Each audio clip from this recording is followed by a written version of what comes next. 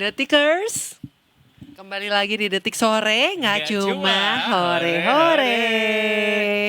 Obviously karena hari ini kita di detik ini kita akan bahas market. Nggak ada yang hore-hore di market hari ini. Benar nggak sih? Kayaknya Adanya yang sentimen. pada sentimen Sentimen. tentu. Tapi hari ini hijau sih market sih. Hijau Hore-hore ya? lah harusnya. Hore-hore. Ya nggak Mas Andi? Ya, setuju. Ijonya setuju. Cuma Tapi kan kalau Tapi- dilihat dari pergerakan kemarin juga sebenarnya cenderung konsolidasi aja sih, Mas. iya, masih di 6.000 tapi kita Masih kan di ya? 6.000, syukur alhamdulillah. Tadi itu kita sempat cerita soal konflik di Selat Hormuz masih memanas ya. Itu ngaruh. Sebenarnya kalau kita lihat sekarang sih nggak terlalu berpengaruh ya, karena ini konflik juga udah bisa dibilang udah terlalu lama. Betul. Maksudnya mungkin akan kalau kita lihat polanya kayak Rusia dan Ukraine nanti juga akan makin kesini makin price in gitu loh market. Yang lebih berpengaruh atau menjadi sentimen di minggu ini justru dari S&P Global Rating ya. Itu tentu jadi katalis positif juga buat market kita. Di hari Senin kemarin kan IHSG hampir naik sekitar 2% di 1,98% kalau nggak salah. Yaitu salah satunya karena S&P Global Rating yang mengumumkan bahwa rating dari Indonesia ditetapkan masih di triple B dan juga dengan outlook masih di stable atau di stabil gitu loh. Dimana pada sebelum-sebelumnya kan kalau kita lihat dari lembaga rating lainnya kayak dari Moody's dan juga Fitch itu kan menurunkan outlook mereka jadi negatif kan. Kata Pak Purbaya memang S&P lebih fair. Iya. Bener. Ya, mungkin untuk sebagai angin segar kita samakan persepsi itulah. Tapi angin Gitu seger sih. ya apa Angin yang seger lah disampaikan tentunya. S&P ya. Iya betul, karena ya kita lihat Senin kemarin euforia itu kan pengumuman kalau nggak salah itu mendekati closingan kan. Dan itu ketika sekitar setengah 4 sore tuh langsung nge-spike itu kan IHSG-nya. Jadi dan ditutup di sekitar 2%-an lah. 1,98%. Kaif udah mudeng S&P itu apa?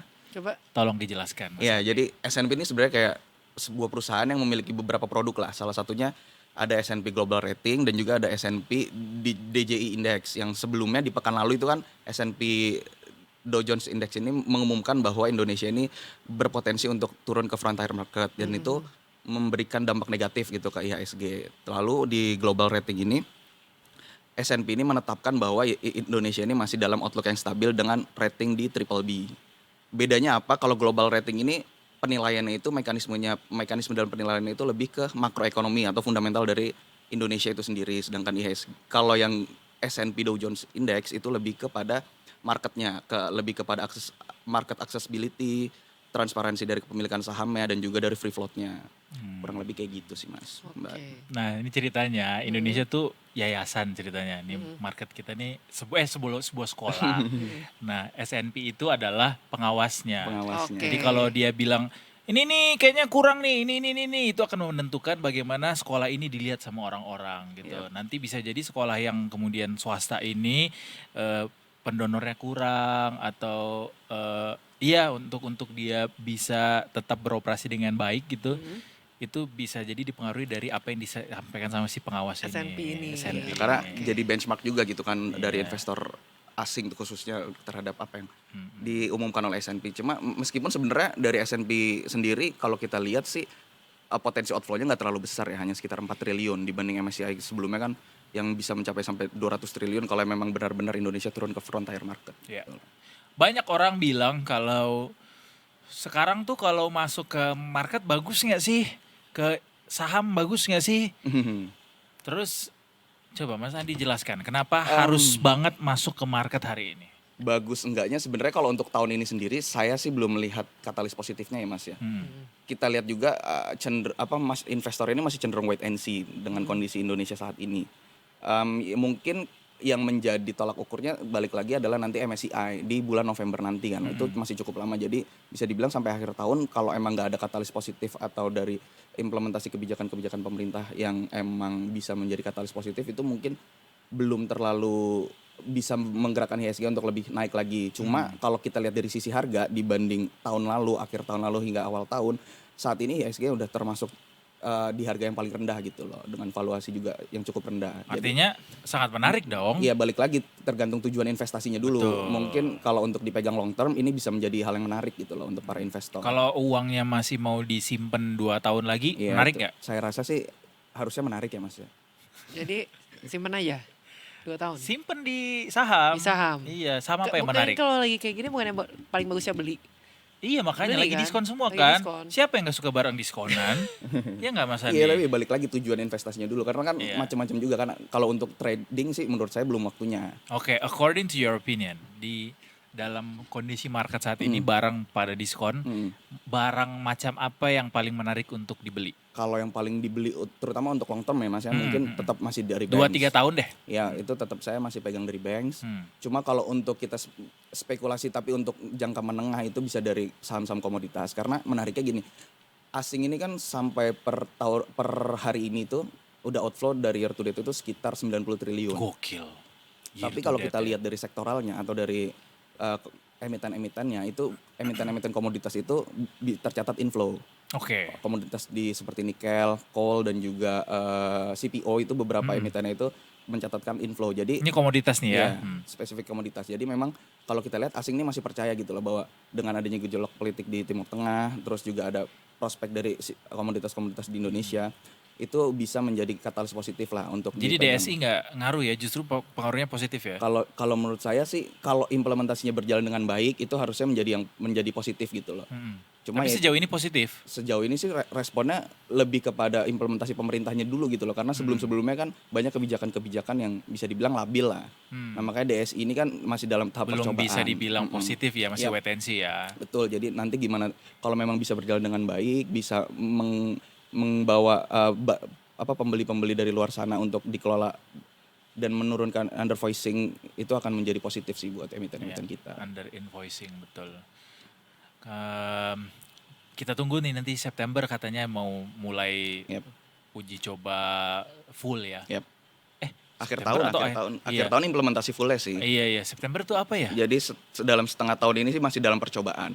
Jadi dalam 3 bulan pertama ini dari awal Juni kemarin itu masih emiten-emiten masih diperbolehkan untuk mengekspor langsung. Cuma harus didaftarkan, maksudnya harus teradministrasi di lewat DSI. betul. Nanti mungkin September itu mulai lewat DSI, cuma benar-benar full ekspornya itu nanti di awal tahun 2027. Awal tahun Januari ya.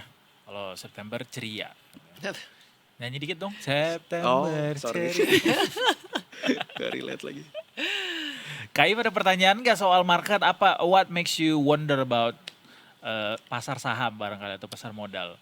Tadi sih mau nanya, apa yang baiknya pilih saham apa yang mau diinvestasikan. Cuman tadi kan udah dijawab kan. Iya. Nah Kan di katanya antara bank, terus habis itu komoditas.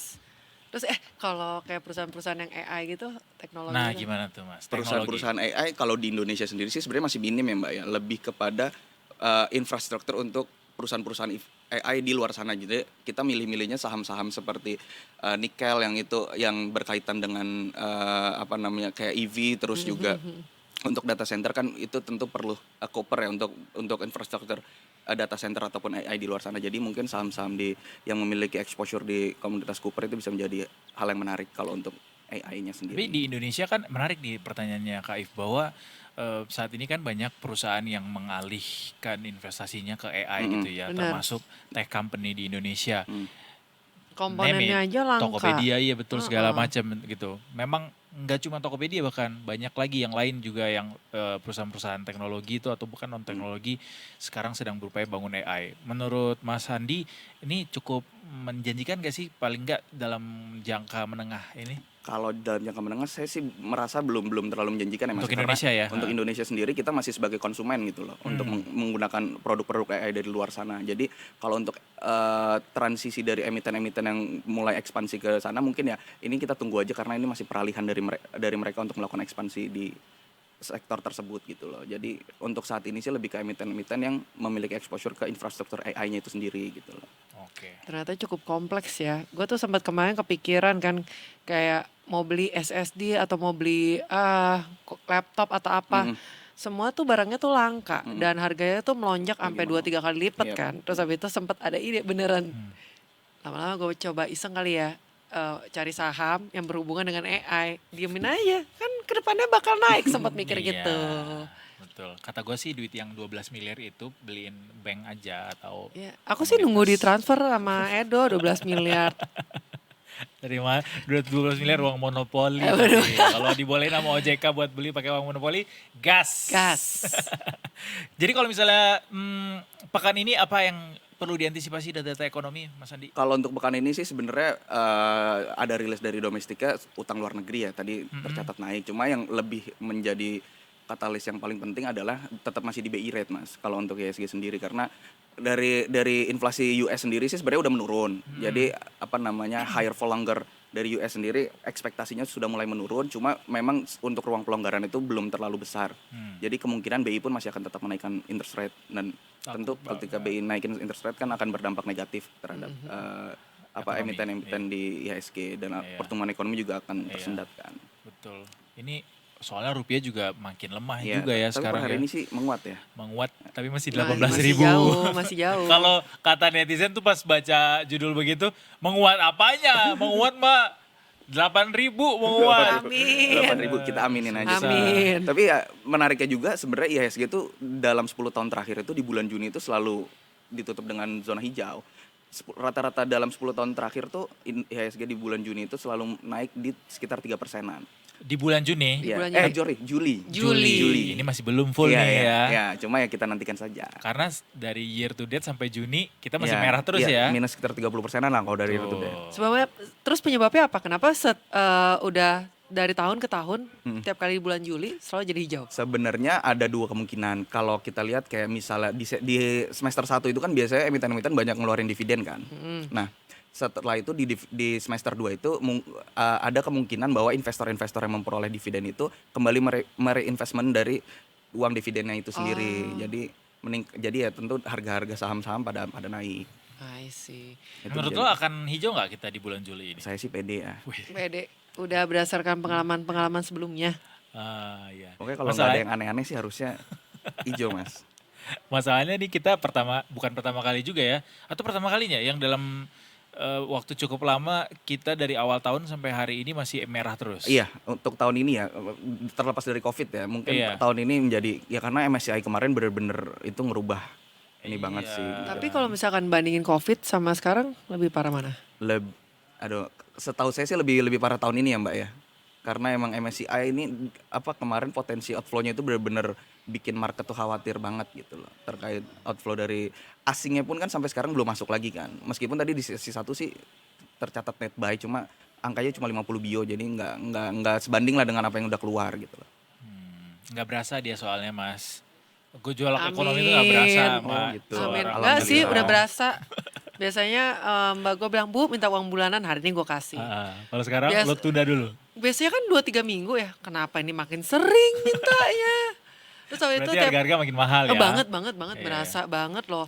Biasanya kalau kayak ke supermarket Dok, kan troli penuh ya, biasanya kan habisnya segini. Sekarang, hah? Terus habis itu gue langsung lapor, Beb, tadi aku belanja segini, maksudnya minta naikin. Naikin jajan. Tapi berarti trolinya tetap penuh dong. Troli tetap Troli penuh, tetap penuh, tapi tapi ya kantong tambah kempes. Agak kena sedikit ya pas ngeliat bill ya. Iya, aduh kayak berasa banget apalagi kalau kayak 2 anak, Mam, aku mau beli snack. Kayaknya ngambil snack apa gitu kan.